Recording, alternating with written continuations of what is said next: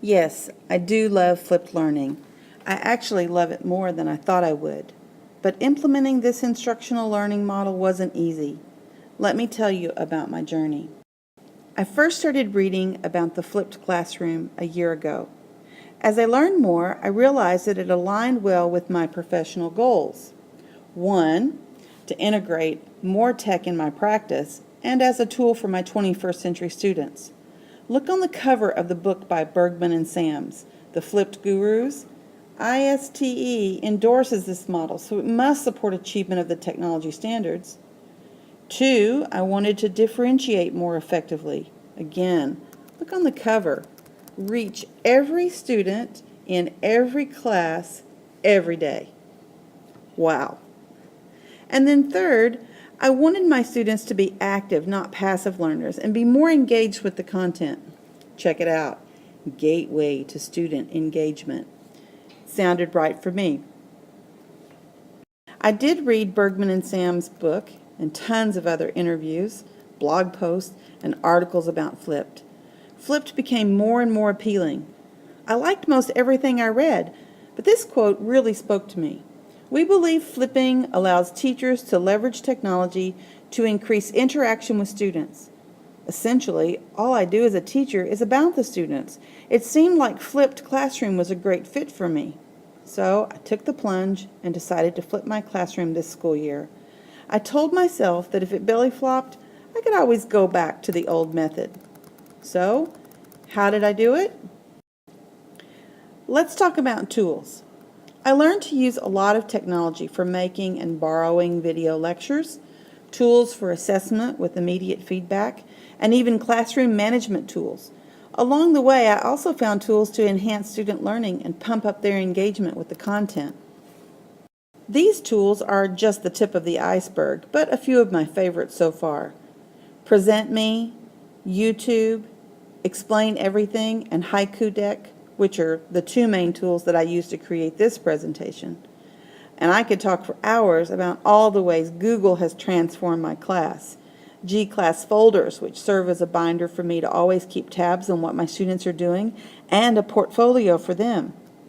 Forms for surveys and assessment, with a great script called Flubaroo for instant feedback.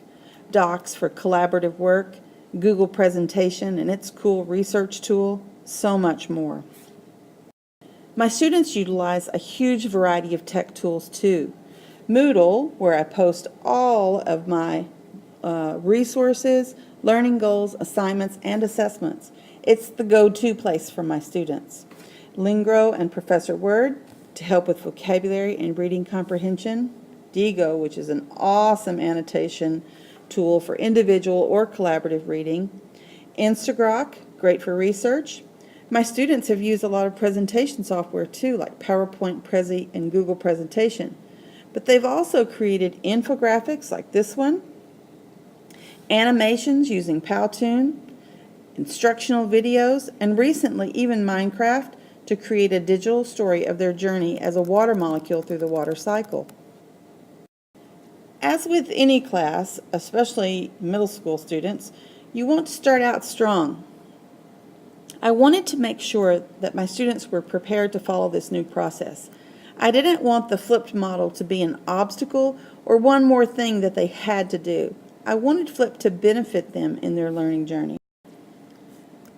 The first thing I did was record my very first video lecture about Flipped.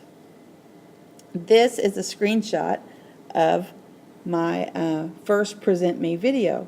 We watched it in class together, and for the first month or so, I modeled in class what homework looked like, what class time looked like, and even how to write notes, since they would be reading a lot of the content text as homework. We watched some more of the video lectures so they could practice writing notes for that too. I also included an explanation in the back-to-school newsletter for parents so that they would be on board and know best how to support their children. Parents have been big fans all along. I've only ever received positive feedback. But recently, I surveyed my students to get an idea of their reactions and reflections, and I did some reflection of my own too. One of the questions I asked the students was their comfort level with the flipped classroom at the beginning of the year and now, which is about 3/4 of the way in the school year. A response of 1 indicated very uncomfortable or unsure of the flip, and 4 very comfortable. Look at the shift between then and now. In the beginning, there were 11 who were very uncomfortable with the whole flipped idea and 27 who were uncomfortable. Now, only 2 and 8 who feel at all uncomfortable. Another one of my goals was to increase one-to-one interaction time with the students so that I could individualize and differentiate better. An overwhelming majority feel that they have better access to me. That's definitely a win. And for me, has it been a success? Have I integrated tech in an authentic and transformative way? Am I able to differentiate more effectively? Are my students more active learners? Are they more engaged? You tell me. Here's a student using his laptop to write a script and an iPad to create a Puppet Pals presentation at the same time. A 7th grader's rover that they built using the concepts they learned about electrical circuitry. Another student modeling chemical bonding by drawing electron dot diagrams. A group working together to create a visual pH scale of a lab we did on acids and bases. Others practicing scientific inquiry. Racing vehicles that they engineered and built to demonstrate an understanding of Newton's laws of motion. Using Minecraft to create a digital story. There was evidence of reaching my goals in every single day in class. I know I feel like I have more time with them too. Differentiation is easier because with each student or group, I'm helping them with what they're working on, not the whole group. I may have completely different discussions with every student in one class on the same day. So, what's next? Where do I go from here? Well, I want to do more. I want to phase into an even more student-centered blended learning model. Now that I've done the majority of the planning, I can allow my students the freedom to greater individualize their own learning. I want them to set their own pace. I want to create a bank of assessments too, both formative and summative, that assess for mastery but in differentiated ways. And I hope to move forward in professional growth too. I want to hone my pedagogical, content, and technology craft.